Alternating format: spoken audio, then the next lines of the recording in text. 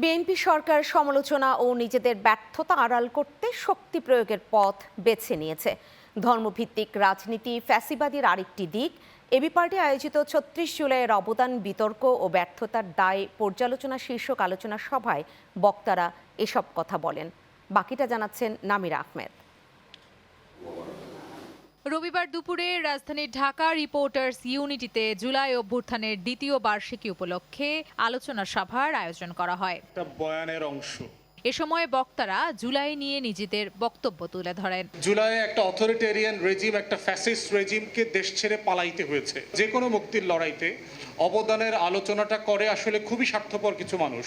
আবার যেন ফ্যাসিবাদ ফিরে না আসে সেই কাঠামোগত একটা রাষ্ট্র বিনির্মাণের কথা গণঅভ্যুত্থানের সময় থেকে বলে আসছি। আমাদের আরেকটা ভুল আমি বলবো, সেটা হচ্ছে এই রাজনৈতিক দলগুলোকে বিশ্বাস করা। দেশ থেকে ফ্যাসিবাদ পুরোপুরি দূর হয়নি বলেও এ সময় মন্তব্য করেন ফরহাদ মাজহার। ইসলাম বিদ্বেষী রাজনীতি করি, যদি ইসলামকে ধর্মকে আমরা বৃহত্তর রাষ্ট্র গঠনে সমাজ গঠনের মধ্যে অন্তর্ভুক্ত করতে না পারে, তাহলে এখানে একটা দক্ষিণ পন্থার উদ্ভব ঘটবে।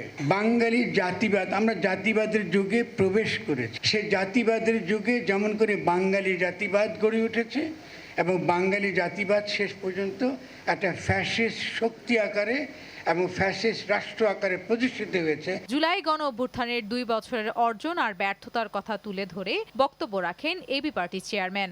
আর আমাদের নেতৃবৃন্দের মধ্যে যারা জুলাইতে জেল খেটেছেন। নামিরা আহমেদ, চ্যানেল 9, ঢাকা।